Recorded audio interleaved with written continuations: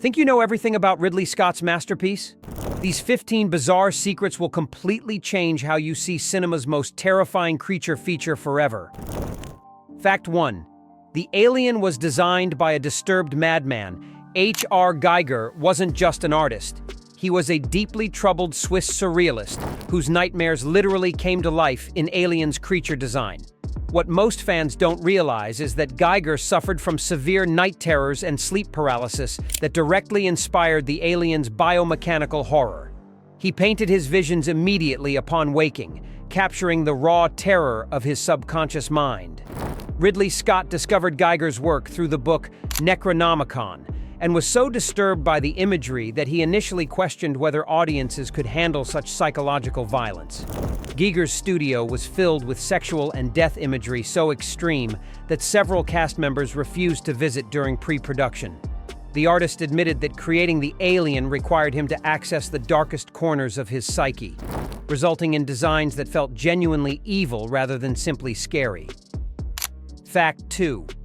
Ripley was originally written as a man named Martin Ellen. Ripley's iconic final girl status exists only because of a last-minute gender swap that revolutionized horror cinema forever. The original script featured Martin Roby, a tough male engineer who would have been just another forgettable action hero. Producer Walter Hill suggested changing several characters to women without altering their dialogue or personality traits. This decision created something unprecedented: a female protagonist who didn't scream, faint, or require rescue. Sigourney Weaver revealed that she was initially concerned about playing a character written for a man, fearing the dialogue would feel unnatural.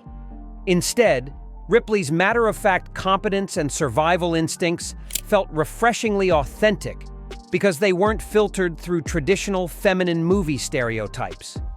The gender change accidentally created one of cinema's most influential feminist icons. Fact 3. The chestburster scene used real animal organs. The infamous chestburster sequence required genuine sheep organs and cow blood to achieve its visceral impact, creating an atmosphere so realistic that even the crew became nauseated. Special effects artist Roger Dickon purchased fresh animal parts from local butchers, storing them in refrigerators between takes to prevent decomposition. The scene's authenticity came from using real stomach linings, intestines, and blood that had been heated to body temperature. John Hurt later revealed that lying beneath the fake torso while surrounded by actual decomposing organs was one of the most disgusting experiences of his career. The smell was so overwhelming that several crew members vomited during filming. What makes this even more disturbing is that the organic materials attracted real flies and insects, which can be seen buzzing around the creature in the final footage. Ridley Scott kept these shots because the insects added an extra layer of revulsion that enhanced the scene's biological horror. Fact 4. The cast didn't know about the blood explosion. Veronica Cartwright's shocked reaction to being drenched in blood wasn't acting. It was genuine terror captured on film. While the cast knew something would emerge from John Hurt's chest, Ridley Scott deliberately concealed the high-pressure blood cannons hidden beneath the fake torso. The blood hit Cartwright with such force that she stumbled backward and nearly fell off her chair.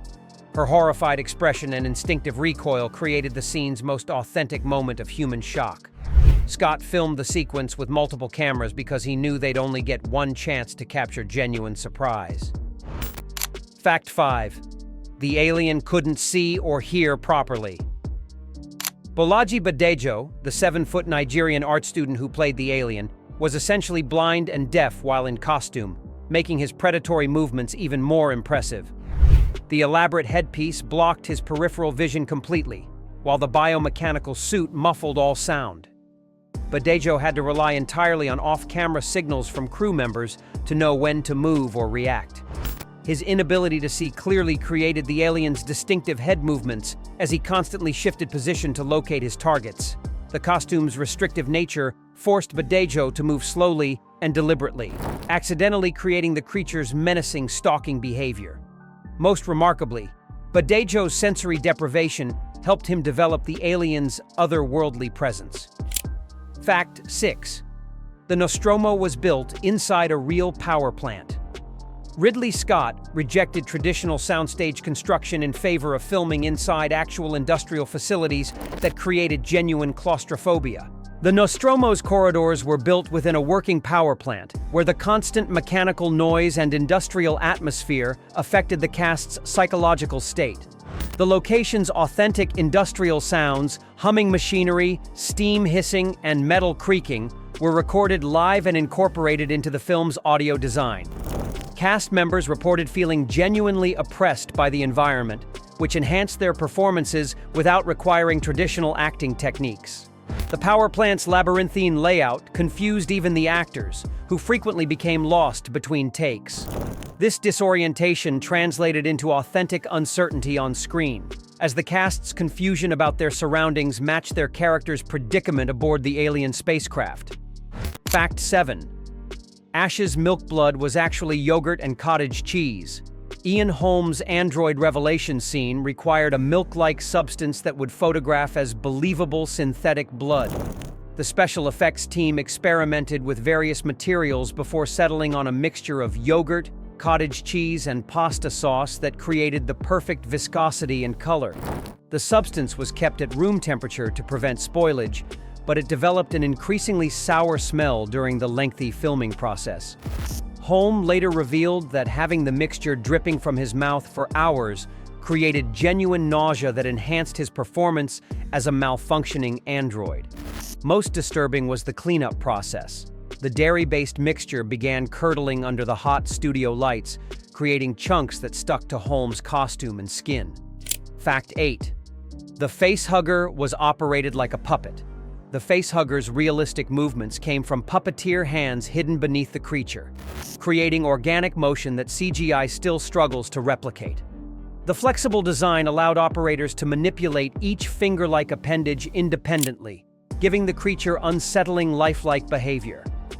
What made the facehugger truly disturbing was its breathing mechanism, a hidden air bladder that inflated and deflated to simulate respiration.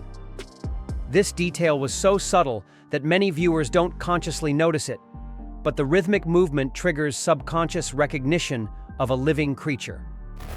The puppeteers practiced for weeks to perfect the facehugger's scuttling movement across various surfaces.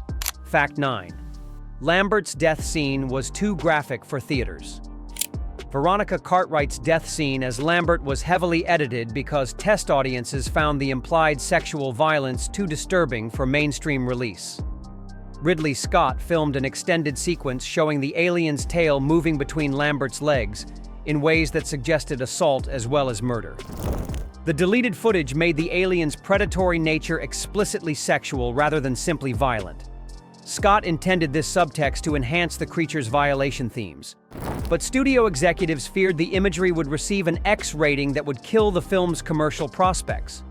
Cartwright later revealed that filming the extended death scene was psychologically traumatic because it required her to act out genuine terror while suggesting sexual assault. Fact 10. The alien's dome head was filled with real macaroni. The translucent dome covering the alien's skull required a filling that would create interesting visual texture when backlit. H.R. Geiger and the effects team discovered that uncooked macaroni provided the perfect combination of organic shapes and practical availability. The pasta was mixed with various other materials, including plastics and organic compounds, to create a brain-like appearance beneath the creature's transparent skull. This detail is barely visible in the final film, but it demonstrates the meticulous attention to realism that made every aspect of the alien feel authentic. The macaroni filling created unexpected problems during filming when the pasta began absorbing moisture from the air and expanding, causing the dome to crack. Fact 11. John Hurt practiced being dead for weeks. John Hurt's preparation for playing Kane involved extensive practice lying motionless for extended periods, training his body to remain completely still during the lengthy chestburster filming process. This method approach was necessary because the scene required multiple takes over several days. Hurt studied cadaver photography and visited morgues to understand how dead bodies naturally position themselves. His research helped him achieve the unsettling stillness that made Kane's corpse feel genuinely lifeless rather than like an actor holding his breath. The commitment to realistic death performance became so intense that Hurt would practice lying motionless at home, sometimes for hours at a time. His wife later admitted she found these rehearsals disturbing because he looked convincingly deceased. Fact 12. The egg chamber was built in an abandoned aircraft hangar. The mysterious egg chamber where Kane encounters the facehugger was constructed inside a massive aircraft hangar that provided the vast, cathedral-like space Ridley Scott envisioned. The location's natural acoustics created the haunting echo effects heard throughout the sequence. The hangar's industrial atmosphere influenced the chamber's design, with Scott incorporating the building's existing structural elements into the alien architecture. This approach created a sense of scale and authenticity that traditional soundstage construction couldn't match. Most impressive was the smoke effect that filled the chamber. Real dry ice was used to create the mysterious atmosphere, but the massive space required industrial quantities that posed health risks to cast and crew. Fact 13. The alien's acid blood was actually bubbling yogurt. The alien's corrosive blood effect was created using heated yogurt mixed with various chemicals that produced realistic bubbling and smoke effects. The mixture was carefully formulated to create the impression of metal being dissolved without actually damaging the sets. The acid was kept at specific temperatures to maintain its bubbling consistency, requiring constant monitoring by effects technicians. The organic base of yogurt provided the perfect viscosity to simulate blood, while the chemical additives created the smoking corrosion effect. Cast members had to be extremely careful around the fake acid because the heating elements and chemical reactions could cause real burns. Fact 14. Scott used his own children's voices for the alien. The alien's disturbing vocalizations include manipulated recordings of Ridley Scott's own children, creating sounds that are recognizably human, yet completely wrong.